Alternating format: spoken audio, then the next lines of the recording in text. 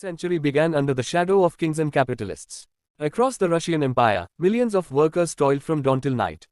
In Petrograd's factories, in the fields of the Volga, in the mines of Donbass, hunger, ignorance, and despair ruled the lives of the people. Women labored without rest, children worked beside machines, and soldiers were sent to die for an empire that gave them nothing. The air itself seemed heavy with injustice. But beneath the surface, something powerful was stirring, a rising awareness that the world did not have to remain this way. Among the workshops, in student hostels and peasant huts, whispers became meetings, meetings became strikes, and strikes grew into movements. The writings of Marx and Engels traveled from hand to hand, teaching workers that their labor created all wealth, and that they could claim it back. Out of this new consciousness was born the Bolshevik Party, led by Vladimir Ilyich Lenin, a party of action and discipline, whose members lived and worked among the people they sought to free. By 1917, war and famine had brought Russia to breaking point. Bread was scarce, wages worthless, soldiers exhausted. The spark came in February, when women textile workers in Petrograd marched for bread and peace. Within days, half the city was on strike. Soldiers sent to suppress them joined instead, and the centuries-old rule of the Tsar collapsed. The people had overthrown their monarch, but power still lay in the hands of the landlords, bankers, and generals who hoped to continue the old order under a new name. Out of this chaos rose the Soviets, councils of workers, peasants, and soldiers, elected in every factory and regiment. They were not distant parliaments but living assemblies of the people themselves. Here, workers debated wages, food, land, and the war. Here, democracy was direct, and leadership was earned through service, not privilege. The Bolshevik Party, guided by Lenin, recognized in the Soviets the embryo of a new kind of power, a state run by those who worked, not those who owned. Through the long summer of 1917, the struggle for direction intensified. Other parties urged patience, compromise, or obedience to the provisional government. The Bolsheviks urged action. They said what millions already felt: the war must end, the landlords must go, the workers must take control. Their message spread from factory to barrack, from city to countryside. By October, the majority of Soviets stood with them. On the night of October 25, 1917, the working class seized history with its own hands. Led by the Petrograd Soviet and the Bolshevik Party, armed workers and sailors took control of bridges, telegraph stations, and railways. The Winter Palace, symbol of imperial rule, fell without bloodshed. Power passed to the Soviets. The new government, the Council of People's Commissars, proclaimed peace, land, and bread. It was the birth of a new world, the world of the working class in power. But the newborn Soviet Republic was surrounded by enemies. 14 foreign armies invaded. Former nobles and generals raised civil war. Famine and chaos followed. Yet, in this inferno, the workers and peasants defended their revolution with astonishing courage. Trains filled with volunteers crossed a country on fire, carrying food, weapons, and hope. Under Lenin's leadership, and with the organizational skill of Joseph Stalin and other Bolshevik cadres, the Red Army was forged. It was not an army of conquest but of survival, the armed people defending their own future. By 1921, after 4 years of war and sacrifice, the Red Army stood victorious. The old order was shattered. For the first time in history, a worker state had survived against the combined might of the world's empire.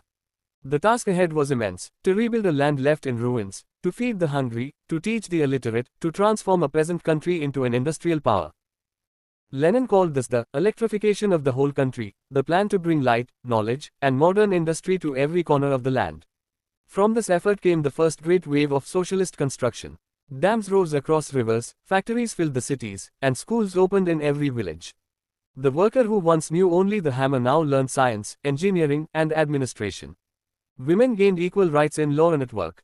Childcare, maternity leave, and free education became part of everyday life. The promise of socialism was no longer distant, it was visible in the lives of millions. After Lenin's death in 1924, the responsibility of leadership fell to the collective headed by Joseph Stalin. The 1930s brought immense transformation. The first and second 5-year plans turned the Soviet Union into an industrial giant. Steel output multiplied sixfold. New cities rose from the steppe: Magnitogorsk, Kuznets, Dnipro. Workers from every region became builders of a modern state. The collective farms replaced feudal estates, ensuring that the fruits of the soil fed those who worked it. For the first time, famine was confronted by science and planning, not charity. Education became a national passion. In 1917, 4 out of 5 citizens could not read. By 1939, nearly all could. Libraries, theaters, and cultural clubs spread across the republics. The arts flourished, music, cinema, and literature became tools of inspiration and pride. Women entered technical and scientific fields, becoming engineers, doctors, and pilots. The face of the Soviet worker was no longer bowed, it was confident and creative. Then, in June 1941, fascism invaded. Hitler's armies poured into Soviet territory, bringing fire and terror. But the people who had built socialism refused to surrender it. In the factories of the Urals, workers dismantled machines under bombardment and rebuilt them beyond the mountains. Women ran the farms, repaired tanks, and flew planes in the skies. The Red Army fought not for empire but for humanity itself. At Stalingrad, at Kursk, at Leningrad, they held their ground until the tide turned. By May 1945, the red flag flew over Berlin. The worker state had saved civilization from barbarism, at a cost of 27 million lives. From the ashes of war, the Soviet Union rose again. Entire cities had been destroyed, yet within a decade new ones stood in their place. Steel production, agriculture, and science surged. Housing, healthcare, and education reached every family. The 1950s and 60s marked the flowering of socialism, a society rebuilding not for profit, but for people. The dream of equality took material form in the lives of its citizens. The spirit of discovery reached the stars. In 1961, Yuri Gagarin, a worker's son, became the first human in space. 2 years later, Valentina Tereshkova, a textile worker, followed, proving that women, too, shared equally in humanity's triumphs. The Soviet Union became a beacon for newly independent nations, offering aid, education, and inspiration to peoples emerging from colonial rule. The idea that science and labor could serve peace, not profit, became a global ideal. By the 1970s, the working class that had once been chained to machines now guided them. Life expectancy had doubled since 1917. Every citizen had access to education, culture, and medicine. Homes were warm, theaters were full, and books were cheap. The children of peasants became physicists and poets. No society in history had raised so many from poverty to dignity in so short a time.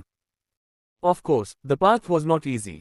Mistakes were made, struggles endured, contradictions remained.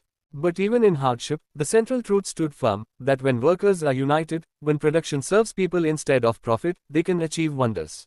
The Soviet experiment proved that history is not written by kings and millionaires, but by those who labor.